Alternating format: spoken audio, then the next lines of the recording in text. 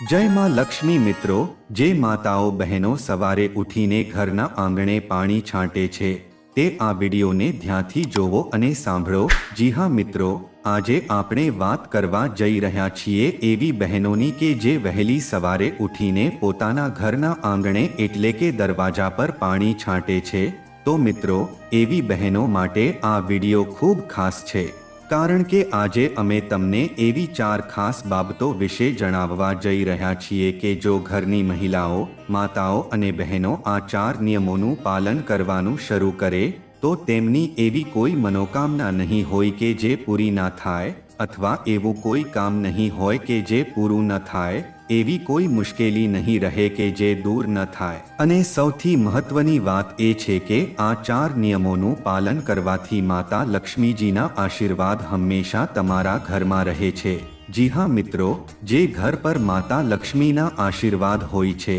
એ ઘરમાં ક્યારે ધનધાન્યની કમી રહેતી નથી, પૈસાની તંગી આવતી નથી કે મોટા ખર્ચો નથી આવતા. માટે મિત્રો, આ 4 નિયમો વિશે જાણવું ખૂબ જરૂરી છે. અને ખાસ કરીને એવી બહેનો જેઓ દરરોજ સવારે પોતાના ઘરના દરવાજા પર પાણી છાંટે છે, એમણે આ વાત ધ્યાનથી જરૂર સાંભળવી જોઈએ. સાથે સાથે એક વાત તમે ચોક્કસથી સાંભળી હશે કે માતા લક્ષ્મીજીની બહેન છે દરિદ્રતા. હવે જ્યાં લક્ષ્મી નથી હોતી ત્યાં દરિદ્રતા આવે છે, અને જ્યાં દરિદ્રતા આવે છે એ ઘર જીવી શકવા જેવું રહેતું નથી. જી હા મિત્રો, ત્યાં હંમેશા સતત મુશ્કેલીઓ રહે છે, ધનની તંગી રહે છે, તણાવ રહે છે, અને ધીરે ધીરે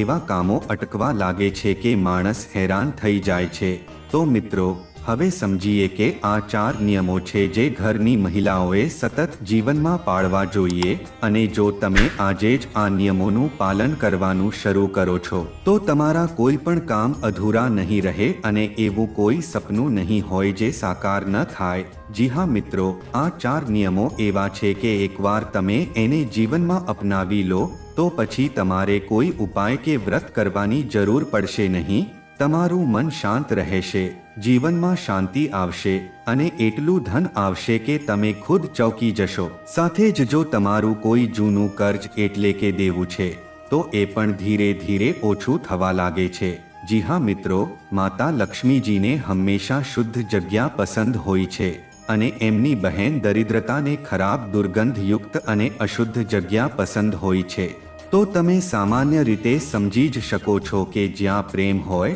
શાંતિ હોય, ધન સંપત્તિ હોય એ ઘરમાં લક્ષ્મીજીનો વાસ હોય છે. અને જ્યાં સતત ઝઘડા, ગાળું, કકળાટ કે નકારાત્મક વાતો ચાલતી રહે છે એ ઘરમાં દરિદ્રતા રહે છે. માટે મિત્રો, હવે આપણી ખોટી ભૂલો, આદતોને ઓળખીને આજથી જ સુધારવાની શરૂઆત કરી દો. અને આ જ બધી વાતો અમે તમને અહીં જણાવવા જઈ રહ્યા છીએ. તો વિડીયોને અંત સુધી જરૂર જોજો, કેમ કે કદાચ આ વિડીયોને જોયા પછી તમારું જીવન બદલાઈ શકે છે. જી હા મિત્રો, માતા લક્ષ્મીજીનો આપણા ઘરમાં પ્રવેશવાનો પણ એક ચોક્કસ સમય હોય છે, અને એ રોજ તમારા ઘરમાં આવે તો છે, પણ જ્યારે એ તમારા ઘર પાસે આવે છે ત્યારે તેઓ એવું કંઈક જુએ છે કે જે જોઈને તેઓ તરત જ ઘરમાંથી ચાલ્યા જાય છે. આથી મિત્રો, આપણે આ સમજવું ખૂબ જરૂરી છે કે એવી કઈ બાબતો છે જે લક્ષ્મીજીને પસંદ છે અને જેને આપણે રોજ કરવી જોઈએ જેથી માતા લક્ષ્મીજી દરરોજ આપણા ઘરમાં પ્રવેશ કરે. જી હા મિત્રો, શાસ્ત્રો મુજબ કહેવાય છે કે લક્ષ્મીજી દરરોજ વહેલી સવારે પૃથ્વી પર ભ્રમણ કરવા નીકળે છે અને જ્યારે તમારા ઘરના દરવાજા સુધી આવે છે અને જો તે એવું જુએ કે તમારા ઘરમાં બધા લોકો સૂતેલા છે અને ઘરમાં કોઈ સાફ સફાઈ નથી, ઘર મંદિરમાં હજુ ભગવાને પોઢાડી રાખ્યા છે, નથી દીવાબત્તી થઈ, એવું જોઈને તે ત્યાંથી પાછા ફરી જાય છે અને એમની જગ્યા પર એમની બહેન દરિદ્રતા ઘરમાં આવી જાય છે. અને પછી તમારું જીવન ધીમે ધીમે મુશ્કેલી ભર્યું થવા લાગે છે. ઘરમાં પૈસાની તંગી થવા લાગે છે, તણાવ વધે છે અને સંઘર્ષ શરૂ થાય છે. માટે મિત્રો, આ બધી સમસ્યાઓથી બચવા માટે ઘરની મુખ્ય સ્ત્રીઓ, બહેનોએ ખાસ કરીને આ 4 નિયમોનું પાલન કરવું જરૂરી છે. જેનો સૌપ્રથમ નિયમ છે કે સવારે વહેલા ઉઠવાનું છે અને શક્ય હોય તો બ્રહ્મ મુહૂર્તમાં એટલે કે સવારે 4 થી લઈને 5:30 વચ્ચે અથવા વધુમાં વધુ 6 વાગ્યા સુધી ઉઠીને ઘરના મુખ્ય દરવાજા પર પાણી હાંટવાનું છે। મિત્રો, અહીં ખાસ વાત એ છે કે પાણી હાંટવાનું છે, નહીં કે ઢોળવાનું। ઘણા લોકો સવારે ડોલ પાણી ભરીને દરવાજો ધોઈ નાખે છે, પણ તેનો મતલબ એ નથી। જે અસર પાણીને છાંટવામાં છે એ ધોઈ નાખવામાં નથી। અને આ પાણી પણ ક્યાંથી લાવવાનું છે? તો તમારા ઘરના રસોડામાંથી લાવવાનું છે। અને એ પણ એવું પાણી કે જે પીવાનું હોય, જેમાંથી કોઈએ પાણી પીધું ન હોય એવું 1 લોટો પાણી ઘરના રસોડાના જ પાણીના વાસણમાંથી ભરવાનું છે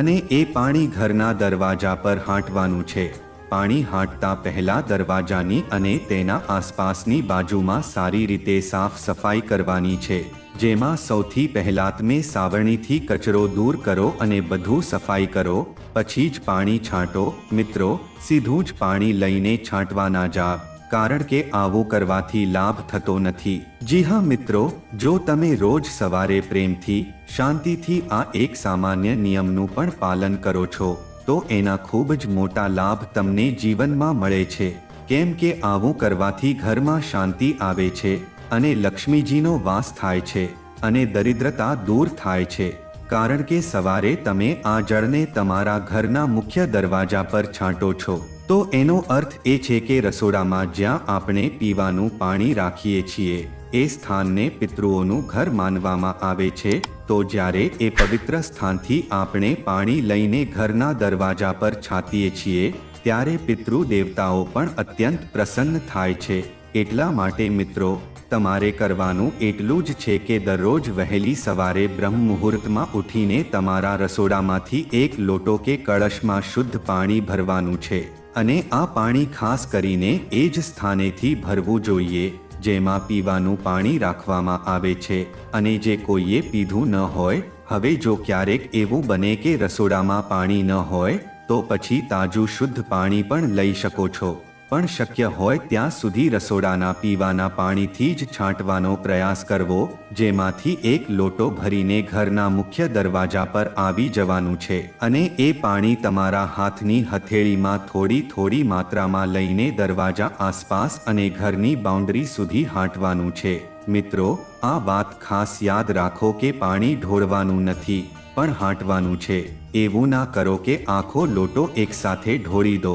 પણ શ્રદ્ધાથી, ભક્તિભાવથી પાણી છાંટો, કારણ કે એ રીતે જ જળ હાંટવાનું મહત્વ શાસ્ત્રોમાં બતાવવામાં આવ્યું છે। અને જે ઘરની માતાઓ, બહેનો દરરોજ સવારે ઉત્સાહથી, શ્રદ્ધાથી અને ભાવપૂર્વક પોતાના ઘરના મુખ્ય દરવાજા પર રસોડાના પાણીથી જળને છાંટે છે એ ઘર માતા લક્ષ્મીજીને ખૂબ જ પ્રિય લાગે છે અને એ ઘરમાં એ પોતાના આશીર્વાદ હંમેશા રાખે છે। એ ઘર લાંબા સમય સુધી સુખ, શાંતિ અને સમૃદ્ધિથી ભરેલું રહે છે અને સાથે સાથે આવા ઘરના પિતૃઓ પણ પ્રસન્ન રહીને પોતાના વંશજોને દુઃખમુક્ત રાખે છે। મિત્રો, હવે બીજી વાત એ છે કે જ્યારે જળ હાંટવાનું કાર્ય પૂરું થાય અને પછી જ્યારે માતાઓ સવારે વહેલા સ્નાન આદિ કરીને પૂજન કરે છે અને પૂજન પછી પોતાના ઘરના મુખ્ય દરવાજાના ઉંબરા પર એક સાથીઓ કરીને એક દીવો પ્રગટાવે છે તો એવા ઘરની પ્રગતિ ખૂબ જ થાય છે।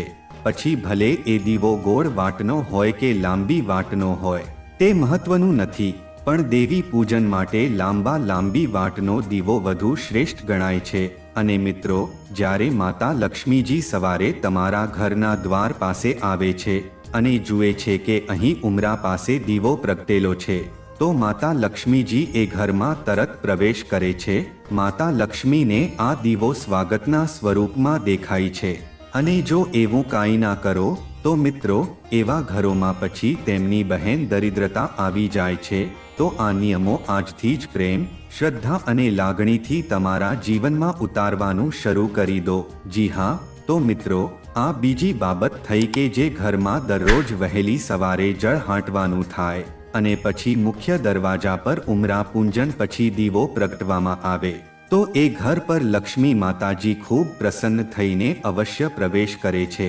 અને ત્યારબાદ હવે ત્રીજી વાત એ છે મિત્રો કે જે ઘરના મુખ્ય દરવાજા પાસે એક નાનકડી રંગોળી બનેલી હોય તો એ પણ લક્ષ્મી માતાજીને ખૂબ જ આકર્ષે છે મિત્રો એ રંગોળી મોટી હોવી જરૂરી નથી પણ એક નાનું સ્વસ્તિક પણ હોય તો પણ ચાલે જો રંગોળી ન હોય તો ઘઉંના લોટ અથવા ચોકથી બનાવેલો સ્વસ્તિક પણ ચાલે અને જો રંગોળી બનાવી શકાય તો જરૂર બનાવો રોજ સવારમાં એક નાનકડી રંગોળી બનાવવાની આદતને વિકસાવો કારણ કે જ્યારે લક્ષ્મી માતાજી એ રંગોળીને જુએ છે ત્યારે એ ખુશ થઈને એ ઘરમાં પ્રવેશ કરે છે મિત્રો હવે વાત કરીએ ચોથા મુદ્દાની જે થોડીક અલગ છે અને શક્ય છે કે તમને એ વિશે ખબર ના હોય અને એ છે ઘરના મુખ્ય દરવાજા પર એક ભરેલો જળનો કલશ રાખવો જોઈએ મિત્રો એ કલશ માટીનો હોય કે તાંબાનો કે કોઈ પણ ધાતુ જે લોખંડ સિવાયનો ચાલે આજે પણ ઘણા ગામડાઓમાં જૂના ઘરોમાં જોવા મળે છે કે લોકો દરવાજા પાસે પાણી ભરેલો કળશ રાખે છે જે લક્ષ્મી માતા માટે એક આમંત્રણ સમાન હોય છે એટલે આજે જ તમે પણ તમારા ઘરના મુખ્ય દરવાજા પર તમારા મનગમતી જગ્યા પર એક લોટો જેમાં શુદ્ધ પાણી ભરીને મૂકી દો અને બીજું કાંઈ કરવાનું નથી માત્ર લોટો ભરીને મૂકી દેવાનો છે અને આ પાણી જોઈને લક્ષ્મી માતાજી અતિ આનંદિત થાય છે અને ઘરમાં પ્રવેશ કરે છે તો મિત્રો આ 4 નિયમો 4 પવિત્ર ક્રિયાઓ જે સ્ત્રીઓ રોજ સવારે શ્રદ્ધાથી કરે છે તેના ઘરમાં લક્ષ્મી માતા રોજ સાક્ષાત રૂપથી પ્રવેશ કરે છે કારણ કે લક્ષ્મી માતાજી રોજ સવારે બ્રહ્મ મુહૂર્તમાં પૃથ્વી પર વિહાર કરવા નીકળે છે અને જે ઘરમાં તેમને આ 4 નિશાનીઓ દેખાઈ છે એ ઘરમાં તેઓ પ્રથમ પ્રવેશ કરે છે અને એવા ઘરમાં સવારથી જ શુભ કામો થવા લાગે છે અને ઘરનું વાતાવરણ સુખદ જાય છે અને મિત્રો ધીમે ધીમે ઘરમાંથી દેવું દૂર થવા લાગે છે અને જે ધનની તંગી હોય એ પણ સમાપ્ત થવા લાગે છે મિત્રો જો તમે અહીંયા સુધી વિડીયોને જોઈ રહ્યા હો તો તમને નમ્ર વિનંતી છે કે આ વિડીયોને એક લાઈક કરીને કોમેન્ટ બોક્સમાં જય માં લક્ષ્મી જરૂર લખી દેજો તો મિત્રો હવે આગળ આપણે એ વાત વિશે જાણીશું કે કેટલાક એવા કાર્યો કે જે દરિદ્રતા એટલે કે લક્ષ્મીજીની બહેનને આકર્ષે છે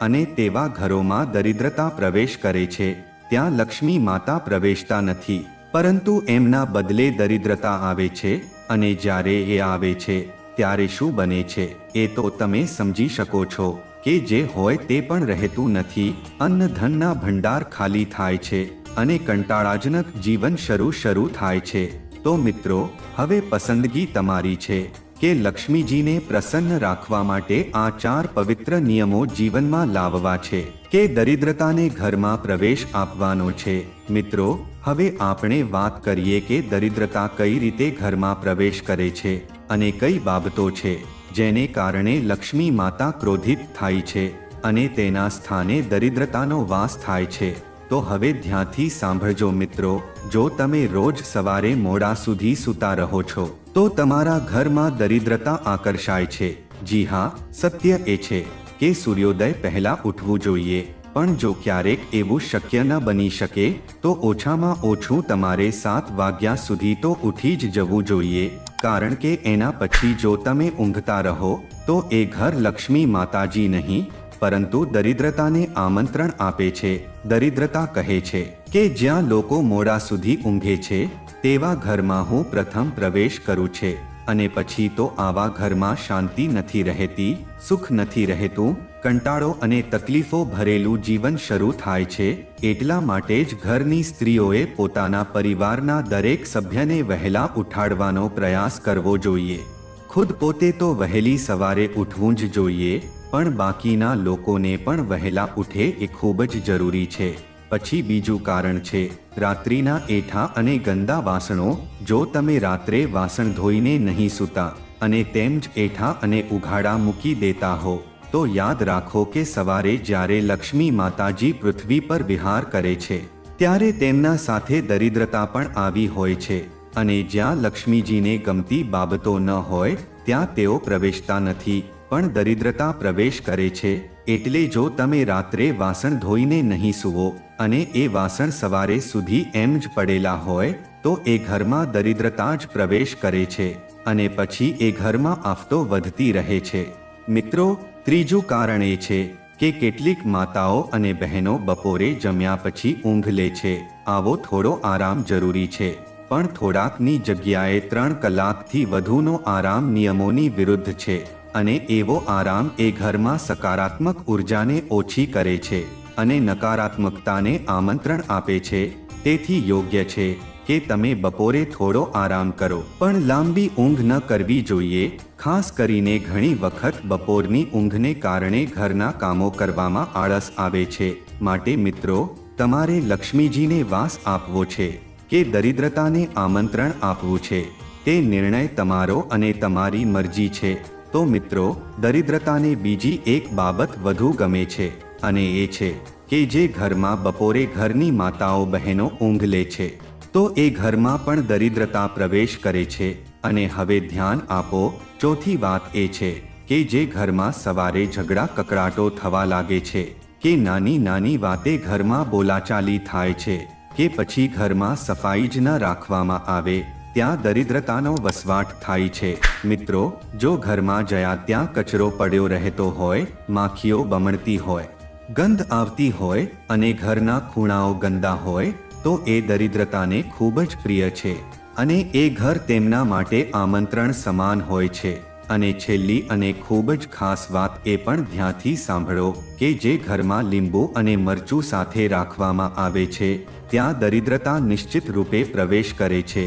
મિત્રો, કદાચ તમે જાણતા ન હો, પરંતુ લીંબુ મરચું સાથે રાખવાથી નકારાત્મક ઉર્જા વધે છે અને દરિદ્રતાને આમંત્રણ મળે છે. તો જો તમે લીંબુ ફ્રીઝમાં રાખો છો, તો મરચું બહાર રાખો. મિત્રો, બંનેને ક્યારેય પણ સાથે ન રાખો. પછી ભલે ફ્રીઝમાં અલગ અલગ જગ્યાએ રાખો, પણ એક જ જગ્યાએ નહીં. અને કદાચ આ જ કારણ છે કે ઘણા લોકો ઘરના મુખ્ય દ્વાર પર લીંબુ મરચું લટકાવે છે, જેથી કરીને નકારાત્મકતા ઘરમાં ન આવે અને બહાર જ રોકાય.